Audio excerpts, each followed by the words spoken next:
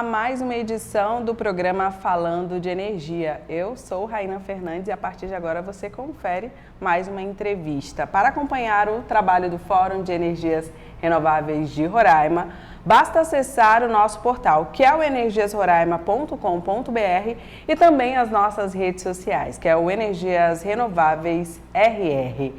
E nesta edição, o nosso tema é um tema importante, que é a transição energética na Amazônia. Vamos entender o atual cenário e as mudanças propostas pelo novo governo. E para falar sobre esse assunto, vamos receber hoje o professor doutor Rubens Souza. Atualmente, ele é professor titular da Universidade Federal do Amazonas, professor voluntário do Programa de Pós-Graduação em Planejamento de Sistemas Energéticos da Unicamp, é também diretor do Centro de Desenvolvimento Energético Amazônico, o CDEAM, da UFAM, e atua na área de gestão e empreendedorismo e também é presidente da Sociedade de Planejamento Energético. Professor Rubens, seja muito bem-vindo ao nosso programa. Muito obrigado, uma satisfação estar aqui com vocês e fico à disposição.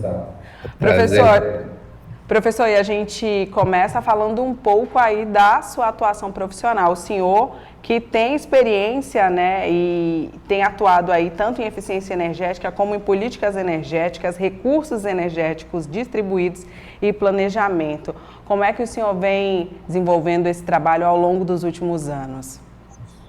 Na verdade, essa trajetória aí já tem 32 anos, né? Então, a gente começou aí fazendo curso de graduação em engenharia elétrica, tecnologia eletrônica, depois especialização em pequenas e centrais, construção e projetos de pequenas centrais hidrelétricas, especialização em sistemas energéticos, mestrado em conversão de energia, doutorado em planejamento energético e pós-doutorado também nessa área.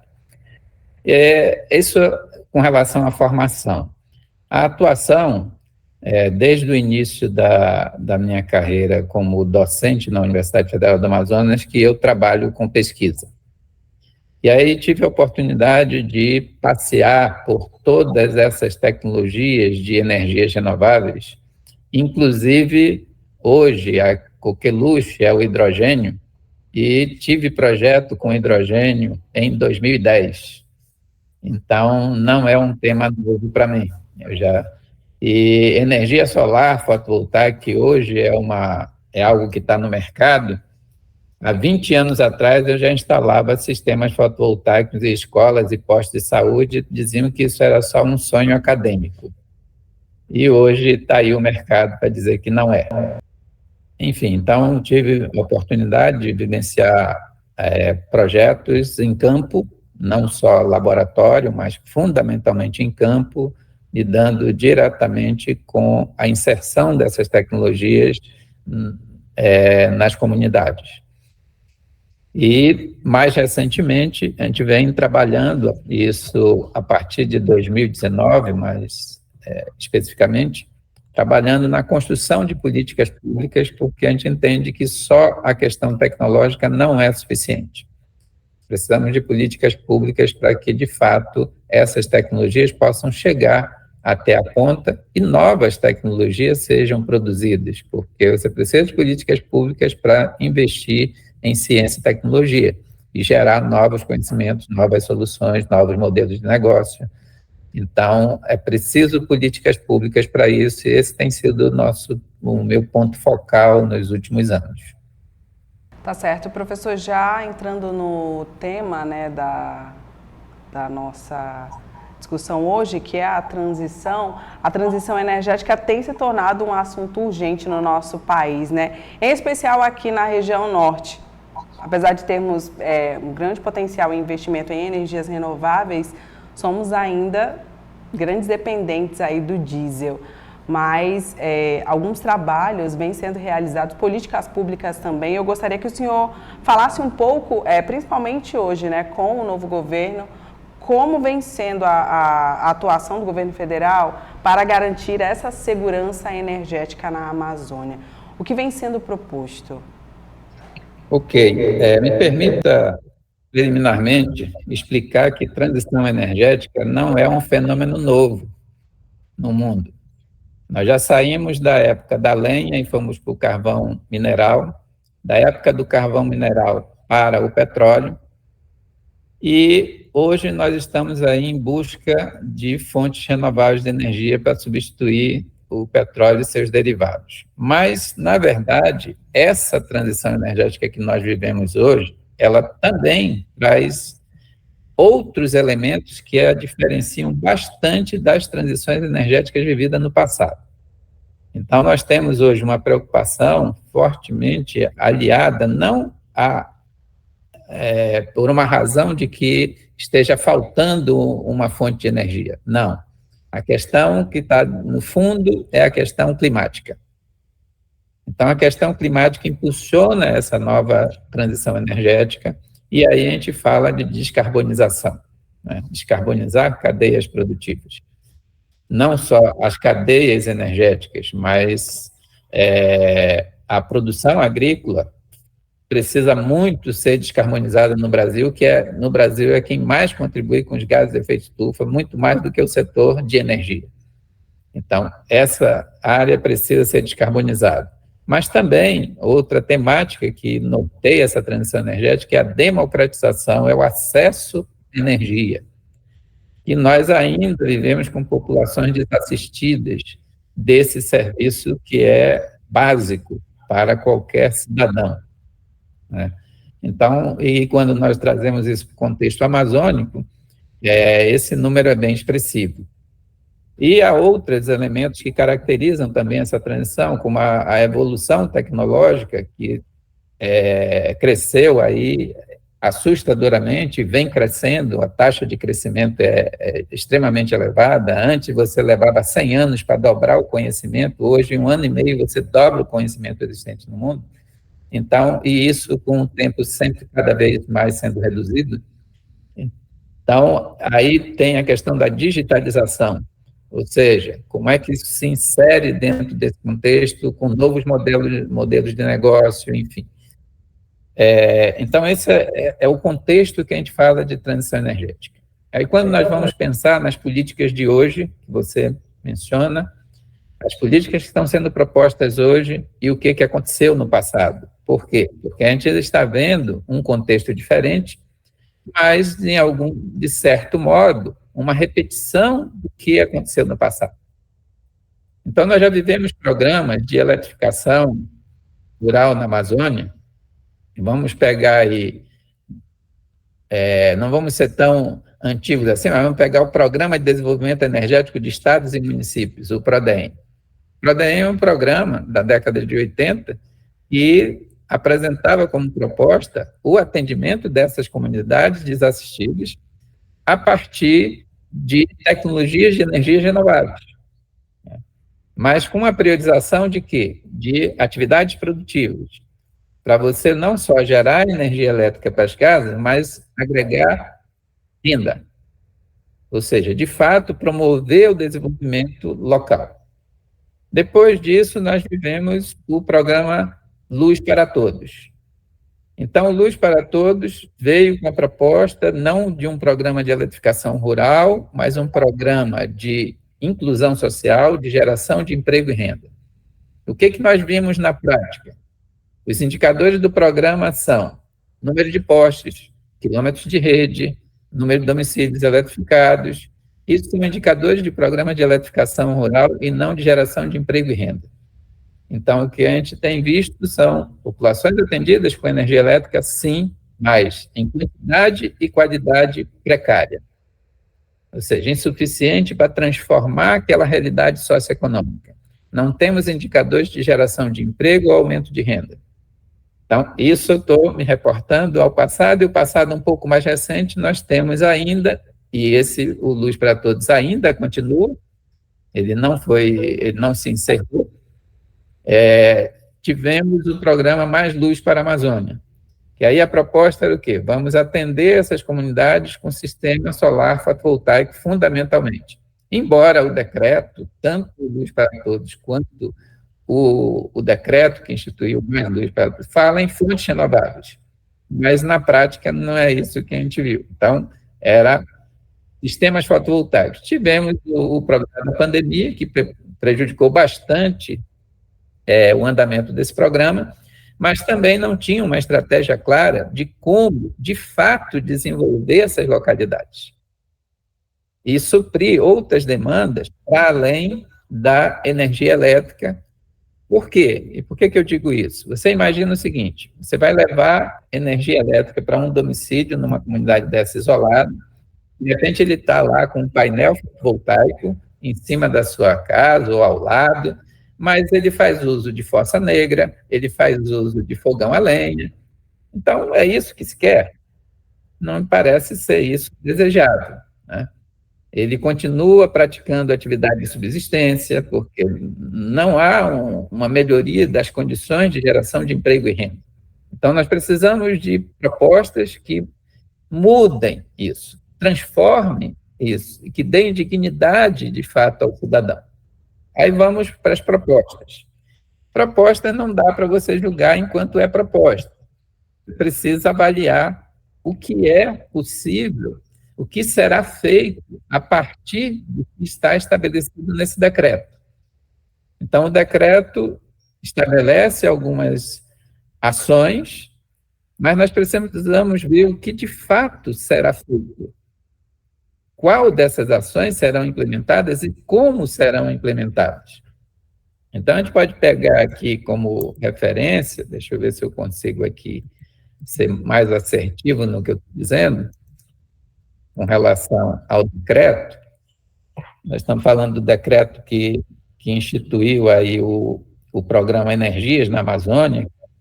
Energias da Amazônia, que foi lançado no início do mês de agosto, né, em Parintins. Isso, é o decreto 11.648, 16 de agosto de 2023.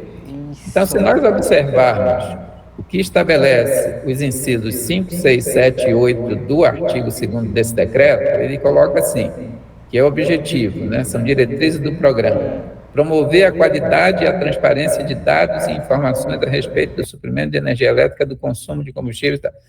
Como? Não sei, a gente ainda não viu, esses dados ainda não existem. Promover a inovação tecnológica e a melhoria da qualidade de suprimento de energia elétrica. Também não está dito como. Promover o engajamento e a participação social no planejamento e na implementação.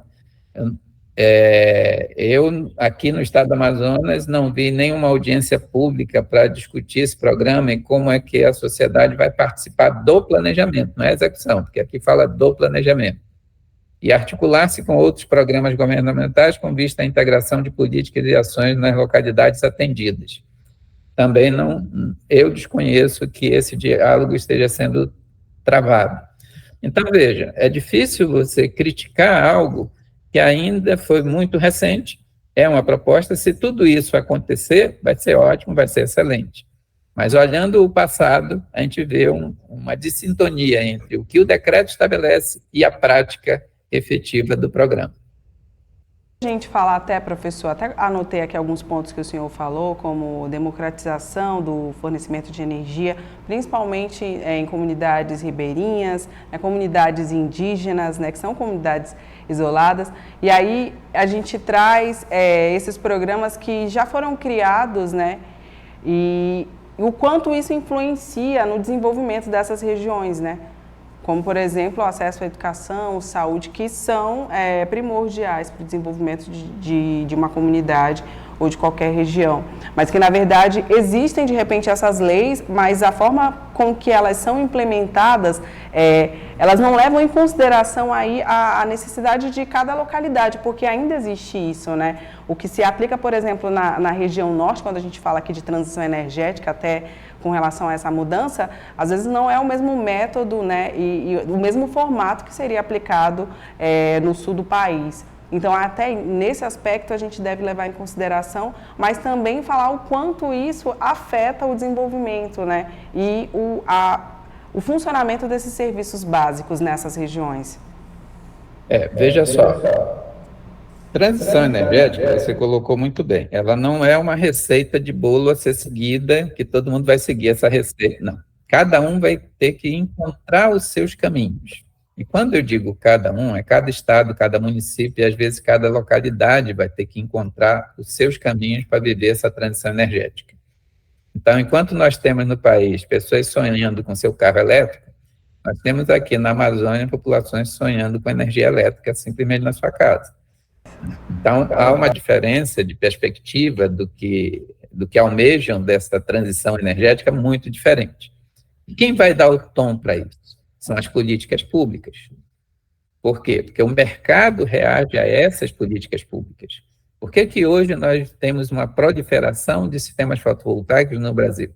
Porque em 2012 o governo regulamentou, criou um sistema de incentivo. Aí o mercado reage e o consumidor final vai ter acesso. E a mesma coisa tem que acontecer com relação a qualquer outra iniciativa em qualquer setor. O poder público tem que dar o tom e construir suas políticas. E aí vem a preocupação, do que eu tenho me debruçado mais recentemente. Os nossos estados e municípios estão instrumentalizados com políticas públicas adequadas para isso?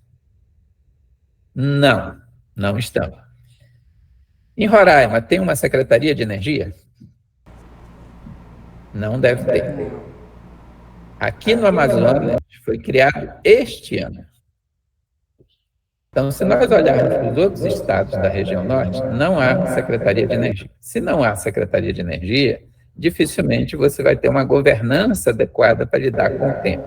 Aí vamos olhar a questão da legislação. Você tem um marco legal de política energética do estado ou do município? Também não tem. Então, se não tem, nós estamos indo para onde? Nós estamos à mercê do que oferecerem para nós, do que trouxerem, porque nós não decidimos para onde nós queremos ir. Então, veja, é fundamental a governança e o arcabouço legal para que você defina seus rumos e identifique suas oportunidades. Ora, é melhor eu estar comprando tecnologias e gerando emprego fora do país ou gerando minhas soluções com tecnologias que possam ser produzidas localmente? Será que a gente já pensou sobre isso quando a gente está acompanhando os movimentos das energias renováveis? Será que nós não estamos gerando emprego mais lá fora do que aqui? E nós estamos na região amazônica. Olha a diversidade de recursos renováveis que nós temos. O quanto disso está sendo usado atualmente? Praticamente nada. O quanto disso nós conhecemos? Pouquíssimo. Nós só sabemos que tem potencial disso, potencial daquilo, mas quando se pergunta quanto e aonde? Não tem, porque não tem o denominado inventário de recursos energéticos. E quem tem que fazer isso? O setor privado vai fazer? Não, é o setor público. Ele tem que fazer e sinalizar para o mercado, olha, existem essas oportunidades, venham e façam os investimentos aqui, que a demanda existe. E a gente só precisa sinalizar isso melhor, porque o capital privado ele vai nas melhores condições. Se não há informação, significa que o risco é alto. Se o risco é alto, ele vai procurar lugares onde o risco é menor. Ou seja, nós precisamos do poder público minimizando esses riscos, criando as condições de atratividade para tornar isso viável. Porque só o argumento de que ambientalmente, socialmente é desejável, não é suficiente para o mercado se mover. Não tem jeito. É a forma com que isso será implementado, né? Porque, na verdade, esse é o ponto mais importante, é o que a gente busca quando a gente vai, por exemplo, estudar ou avaliar essa proposta, o programa, né? Como será implementado? E é o que a gente sempre, onde a gente encontra essa deficiência, né? Porque é elaborado, a ideia é muito boa, como eu costumo dizer, a ideia ela é muito bem elaborada, mas a execução, ela deixa a desejar porque ela não tem, na verdade, não foi feita uma avaliação ou um levantamento, né, já pensando nisso, em propor, em fazer realmente acontecer. Então, seria uma outra etapa, né, professor? Eu vejo a dificuldade, é o seguinte, quando você faz um programa dessa magnitude, muito centralizado, a chance de sucesso é pequena. Você precisa ter capilaridade na região. No meu entendimento, os agentes locais deveriam ser mobilizados e comprometidos com ações locais. E esse comprometimento não está havendo. Então, imaginar o seguinte, eu tenho Brasília formatando isso. Ok, mas isso afeta os estados da região? Então, vamos conversar com os governadores. O que nós precisamos que os governos locais façam? Ah, não tem uma estrutura na área de energia. Implementem. Tem que ter uma lei de marco legal, se organizem, porque nós vamos viabilizar os meios e tudo, mas nós precisamos que o Estado, até porque o problema não acaba, ele sempre vai estar aí, porque demanda de energia ela não para, ela não é estanque. Atendi, parou, pronto. Não, isso é sempre. Então, é algo que é crucial, é essencial para qualquer sociedade e que precisa de um ambiente adequado para lidar com isso. Professor, eu até destaco aqui que nesse ponto estamos falando de, apesar de ser um país evoluído com potencial, estamos falando de pessoas que têm acesso à energia, né? Que mesmo com suas falhas, mas têm acesso, e também estamos falando de pessoas que não têm acesso de nenhuma forma à energia, né? Então é um trabalho que ele deve ser feito em parceria. Eu costumo falar que os poderes, a sociedade civil, né? Participando, contribuindo, pesquisadores, é uma rede, na verdade, para que realmente esse trabalho ele consiga andar. Veja só, não tem como você fazer nada que seja significativo sozinho. É impossível, em qualquer área do conhecimento. E na Amazônia nem se fala. Você quer fazer algo minimamente significativo, você tem que ter parcerias, dadas as dificuldades para você implementar as coisas. E já começa da falta de informações. Então, você não tem informações, isso já gera dificuldades adicionais. E muitas vezes as propostas são concebidas por pessoas que não conhecem a região e acham que tudo é muito fácil de fazer. Então, deslocamentos para nós aqui é muito caro. Então, você se deslocar em estados como São Paulo, Rio Grande do Sul, você atravessa o estado de carro sem nenhum problema. Aqui você não consegue fazer isso, né? No Amazonas não tem jeito. Então, esse conhecimento local é fundamental para você construir soluções adequadas. Lógico que se você chega para alguém que não tem energia elétrica e diz, você quer energia elétrica? Ele vai dizer, quero. E não importa muito qual é a fonte, porque ela quer energia, o que as pessoas querem é energia. Agora, se você diz, não, se você só vai ter se for renovável, ela vai dizer, então eu quero energia renovável, porque é a única que ela vai ter. Mas, enfim, eu digo o seguinte, você tem que criar condições para que a pessoa escolha o que ela queira e consciência sobre os prós e contras, ou seja, é o livre-arbítrio. Então, criar as condições para que ela escolha, porque eu vou estabelecer para ela, de repente, uma população indígena, o meu padrão de consumo urbano para ela, como se isso fosse o bom. Eu já ouvi de antropólogos, que não é a minha praia, né? Então, ouvi especialistas dizendo, relatando, trazendo depoimentos negativos à eletrificação de aldeias indígenas trazido pelos próprios indígenas. Por quê? Leva a televisão, a energia elétrica leva a televisão, esses programas não são na língua deles, e eles veem imagens e querem acesso àquelas imagens, e aquilo não tem lá. Então, os jovens saem de lá e começam a querer aprender aquele idioma e abandonando o seu. Então, vejam que vai numa mão completamente diferente. Nós queremos energia, nós temos energia aqui, vamos levar para eles. Sim, mas os impactos reais nessa cultura, será que isso está bem dimensionado? Será que é isso mesmo que eles querem? O que é levado para eles não é só a visão do conforto? E esse viés que vai acontecer na cultura local? Então, veja que não é um assunto trivial. Não é um assunto trivial. A gente diz, tem direito? Tem. Mas olhar lá para eles, vamos ver se os idosos dessas populações indígenas, o que eles acham dessa transformação que acontece lá. Os jovens podem até gostar. As particularidades, né, professor? Exatamente. Assim, não é trivial a discussão. Bom, e seguindo aqui com esse tema, vamos continuar acompanhando até o andamento desse programa. Mas agora a gente vem para um outro aspecto, professor, que a gente fala da produção e consumo de energia a partir de fontes renováveis, né? E um aspecto tão importante quanto o acesso é o acesso à energia elétrica no Brasil. Nesse cenário, o gás natural funciona aí como um combustível intermediário, pois embora tenha aí a origem fóssil, né, ele tem menor emissão de CO2. A exemplo disso, temos aqui, por exemplo, a exploração de gás no Campo do Azulão, no Amazonas, e do transporte e o abastecimento aqui para Roraima, que no caso seria Jaguatirica. Eu gostaria que o senhor falasse um pouco sobre isso também. Ok. Veja só, primeiro a gente tem que ter consciência de que nós vamos conviver por muitas e muitas gerações com os fósseis. Ponto. Se é assim, nós temos que saber tirar proveito disso. Como? A questão não é o combustível ser fóssil ou não. Por quê? Porque eu quero descarbonizar. Então, se eu quero descarbonizar, se eu descarbonizar a produção do gás natural, está resolvido. Não teria problema, que não é o caso hoje, né? E se eu tiver formas de recuperar essas emissões, de compensar essas emissões dentro dessa cadeia produtiva, acabou o problema.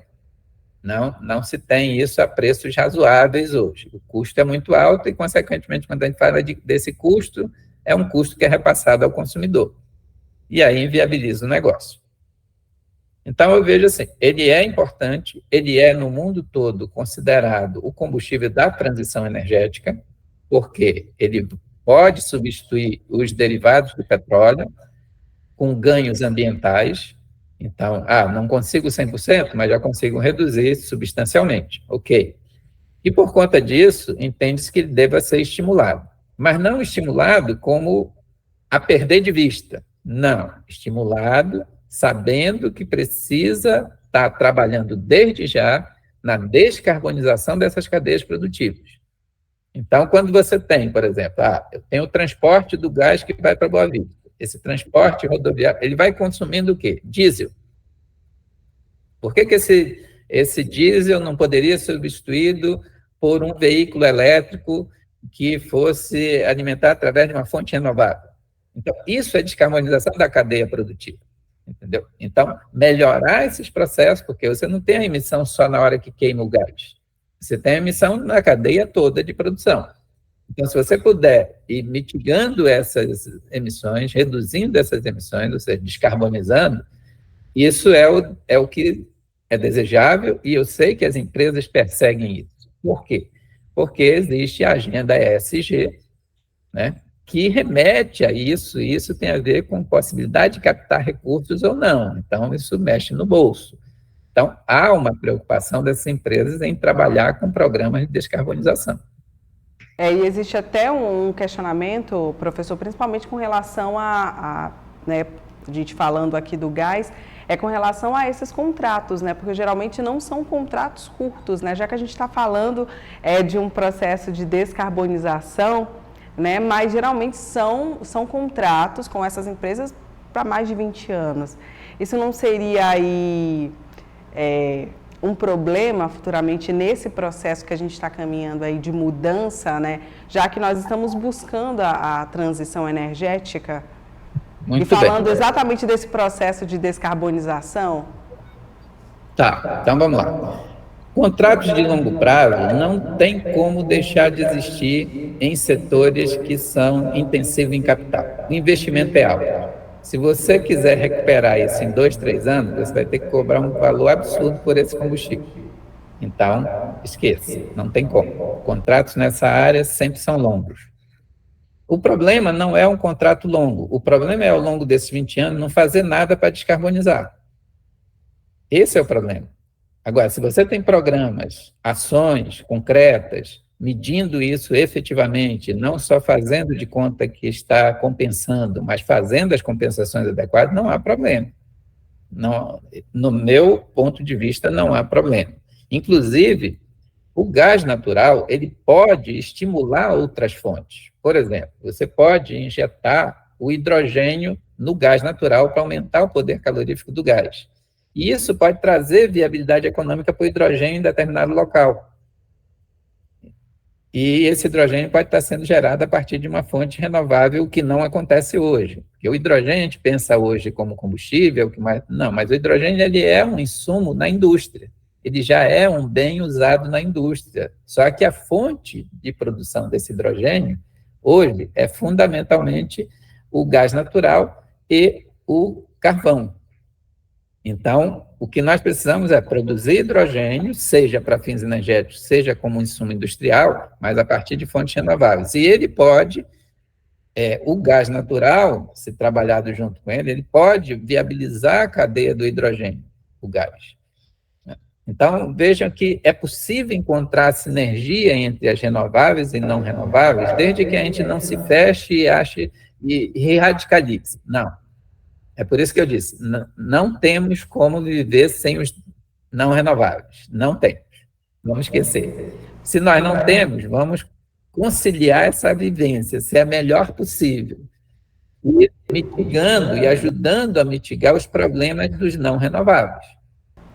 Certo, professor. E dando continuidade, já seguindo aqui para a nossa reta final, falamos de políticas públicas, do que vem sendo implementado, né, na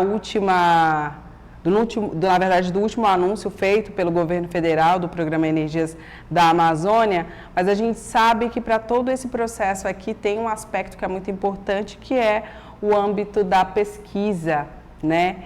E esse trabalho o senhor tem acompanhado de perto por meio do Centro de Desenvolvimento Energético Amazônico. Eu gostaria que o senhor falasse um pouco como vocês vêm debatendo esses assuntos, né? E se tem algum projeto em andamento, alguma pesquisa, algo que o senhor gostaria de dar destaque com relação a esse processo de transição amazônica e descarbonização. Ok, obrigado pela oportunidade de falar da nossa atividade do CDEAN. O CDEAN, ano que vem, vai completar 20 anos.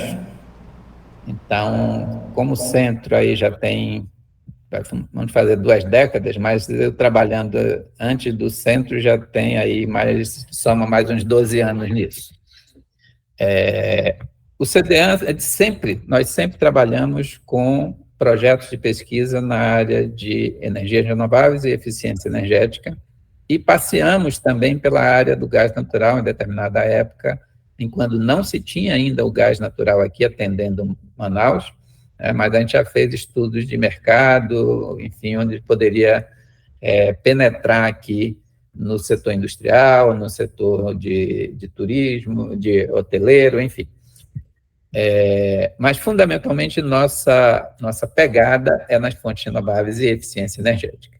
Como eu falei no início, nós já eu tive a oportunidade de trabalhar com todas as rotas tecnológicas de energias renováveis, desenvolvendo soluções bem nossas, por exemplo, gasificação da casca do cupuaçu, do caroço do açaí, do caroço tucumã, enfim.